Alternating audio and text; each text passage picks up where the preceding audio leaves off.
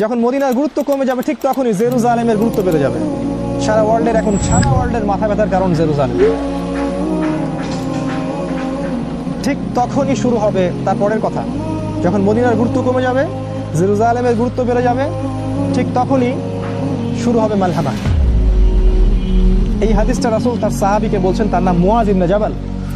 মুআজ ইবনে জাবালের ঘাড়ে হাত রেখে তিনি বলছেন, মুআজ, তারপরেই শুরু হবে মালহামা। মালহামা কি? তিনি বলছেন, মালহামা হচ্ছে এমন যুদ্ধ যেটা মানব জাতি কখনো কল্পনাও করেনি। যে যুদ্ধে প্রত্যেক 100 জন সৈন্যর মধ্যে 99টা সৈন্য মারা যাবে। যারা ন্যাটোতে আছে তারা যেন হাদিসটা ভালো করে শুনে নেয়, এবং তারা খুব উৎসাহিত ফিল করছে আমরা রাশিয়ার সাথে নিউক্লিয়ার ওয়ারে যাব। তারা খুব ভালো করে যেন শুনে রাখে যে প্রত্যেক 100 জনের মধ্যে 99টা সৈন্য সেই যুদ্ধে মারা যাবে। তার মানে এই যুদ্ধটা কোনো কনভেনশনাল যুদ্ধ হবে না, এটা হবে নিউক্লিয়ার যুদ্ধ, যার ফলে এই পুরো বিশ্বের চেহারাটাই বদলে যাবে। হয়তো এতগুলো কান্ট্রি আর থাকবে না, মানুষের সংখ্যা অনেক কমে আসবে, আর যারা বেঁচে থাকবে ওরাও থাকবে হরিবল একটা দেশের, হরিবল একটা কান্ট্রির মধ্যে। তারা ফুড পাবে না, পানি পাবে না, ইলেকট্রিসিটি, টেকনোলজি কিছুই পাবে না। Everything will be destroyed. শুধু তাই নয়, সূর্যের আলো পৃথিবীতে আসবে না, যেমনটা সূরা দুখানের মধ্যে আছে, যে পুরো আকাশ ধোঁয়ায় ছেয়ে যাবে, সূর্যের আলো পৃথিবীতে আসতে পারবে না।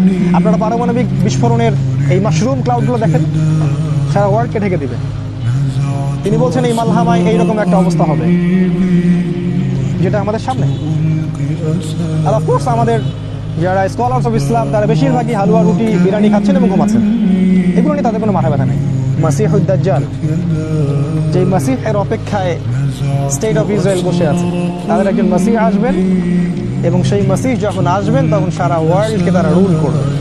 কিন্তু তারা এটা বুঝতে ব্যর্থ হচ্ছে যে সেই মাসিহ ছিলেন ঈসা আলাইহিস সালাম, আর এই যে মাসিহ আসছেন সে হচ্ছেন মাসিহ কাযযাব, মিথ্যাবাদী মাসিহ, যাকে রাসূল সাল্লাল্লাহু আলাইহি ওয়াসাল্লাম প্রফেসাইড করেছেন যে তিনি হচ্ছেন মাসিহুদ দাজ্জাল।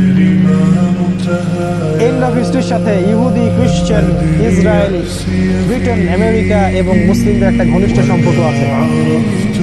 ইতিহাসের শেষ পার্টটা বুঝতে হলে আপনাকে এই সব কিছু নলেজের সাথে ইসলামিক এই কোরআন এবং সুন্নাহর নলেজগুলোকে একসাথে মিলাতে হবে, তখন কি আপনি একটা পথ খুঁজে পাবেন।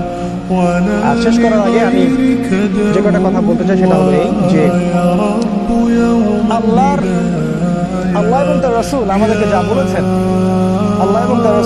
যা বলেছেন, দেখুন খেয়াল করে,